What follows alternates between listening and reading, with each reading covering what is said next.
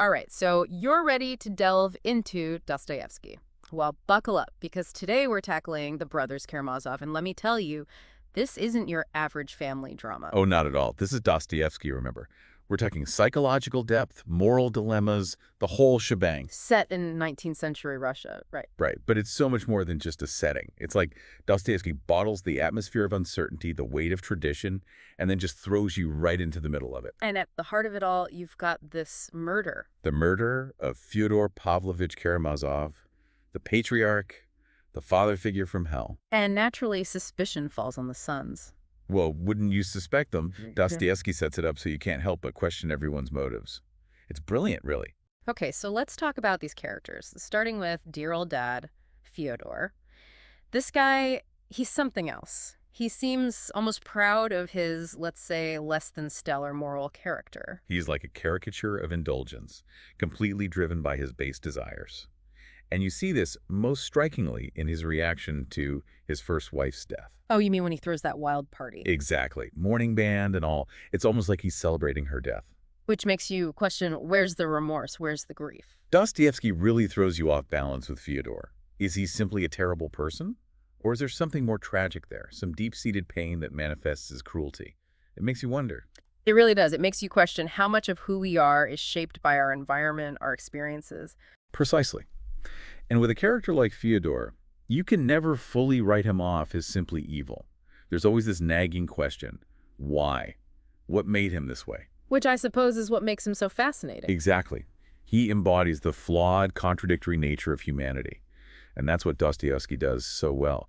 He forces us to confront those uncomfortable truths about ourselves. He doesn't shy away from the darkness. Not one bit. But it's in that darkness that we often find the most profound truths.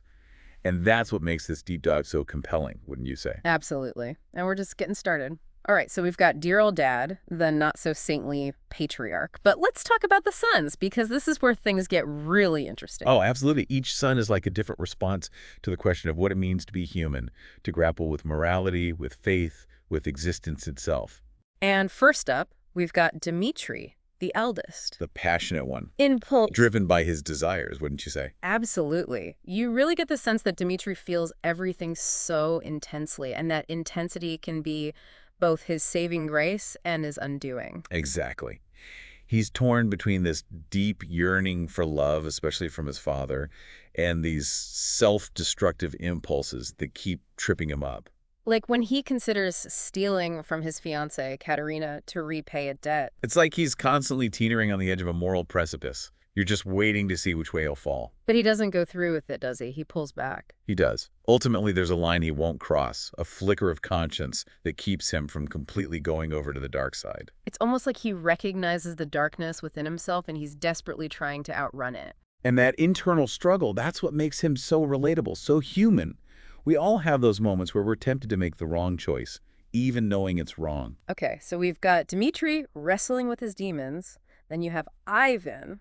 Talk about a departure. Right. Ivan's the middle brother, the intellectual, the one who seems to live entirely in his own head. But it's more than that, isn't it? It's like he's wrestling with the biggest questions imaginable. God, existence, good, evil.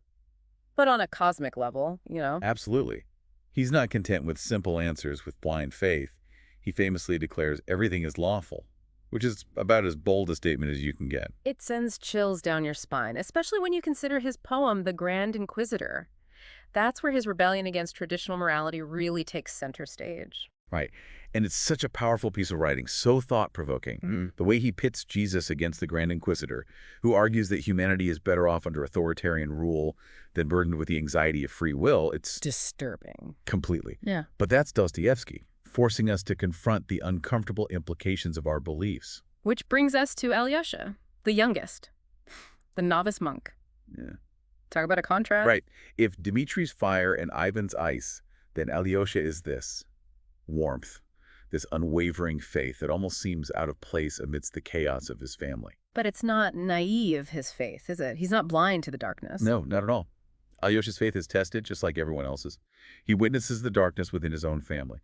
But through it all, he clings to this belief in the inherent goodness of humanity and the possibility of redemption. It's almost as if Dostoevsky's saying, look, even in the darkest of places, even amidst the most wretched acts, There's still this potential for good, for love, for forgiveness. Exactly. Alyosha represents that flicker of hope that refuses to be extinguished, even in the face of overwhelming despair.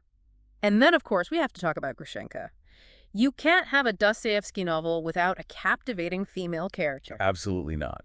Grushenka is a force to be reckoned with. She's beautiful, she's intelligent, she's manipulative when she needs to be. She knows what she wants. Exactly. And she's not afraid to go after it.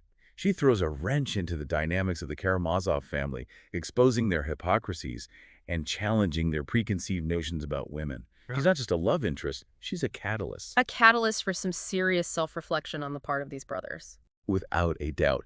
And that's the brilliance of Dostoevsky, the way he uses these complex, flawed characters to hold up a mirror to our own souls. So we've talked about these characters, these brothers, Grushenka, their conflicts, but running through all of it are these big ideas, these themes that Dostoevsky just keeps bringing up. Like, what's it all about, right? What does it mean to be human? What do we do with this freedom we have? Well, that's the million-dollar question, isn't it? And Dostoevsky doesn't offer any easy answers.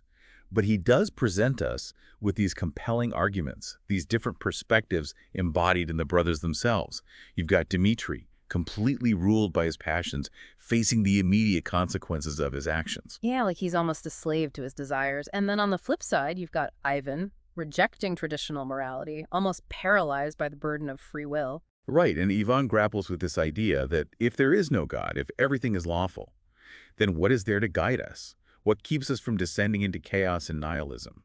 It's a terrifying thought, and one that I think continues to resonate today, even if we don't always articulate it in those terms. And then there's Alyosha, representing this other side, this unwavering faith. He seems to find freedom in his belief, in his compassion. Alyosha's faith is interesting because it's not blind faith. He doesn't shy away from the darkness.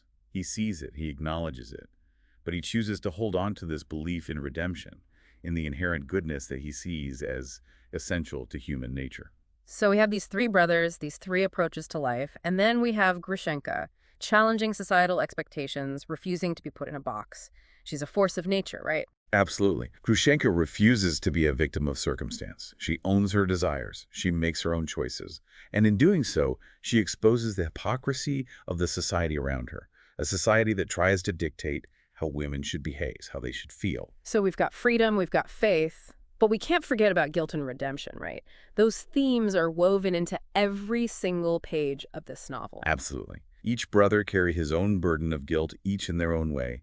Dmitri, with his impulsiveness, feels the weight of his actions, the pain he's caused others. Ivan is haunted by the idea that his rejection of God, of traditional morality, makes him somehow responsible for the suffering he sees in the world. And even Alyosha, despite his goodness, feels the weight of his family's sins, the darkness that surrounds them. It's like Dostoevsky saying, none of us are immune to it, to the interconnectedness of our actions. Right.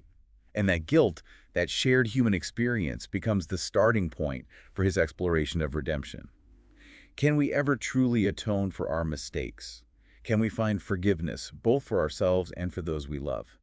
These are questions that Dostoevsky grapples with throughout the novel. And those questions don't come with easy answers, do they? If anything, reading the Brothers Karamazov just leads to more questions, more introspection. And that's what makes it such a rewarding read. Dostoevsky doesn't offer any easy solutions. Instead, he invites us into this conversation, this exploration of the human condition, and he leaves us to wrestle with these questions long after we finish the book. He certainly gives you a lot to think about. It's a challenging read, but it's a rewarding one. It stays with you. Absolutely. It gets under your skin. And I think that's the mark of a truly great work of literature. The ability to spark these kinds of conversations, to make us question, to make us feel, to make us truly see ourselves reflected in these characters, even the most flawed ones. So, as we wrap up this deep dive into the Brothers Karamazov, what's the one thing we want our listeners to take away from this conversation? For me, it's this. Dostoevsky reminds us that even in the darkest corners of the human experience, there's always this potential for hope, for redemption, for love. And those glimmers of light, those moments of grace are what make the journey worthwhile, even when it's difficult, even when it's messy, even when it hurts. It's a reminder that we're all in this together, grappling with these big questions, these universal truths about what it means to be human. And sometimes the best we can do is keep asking the questions, keep searching for those moments of connection, those glimmers of hope, even and perhaps especially when it's hard.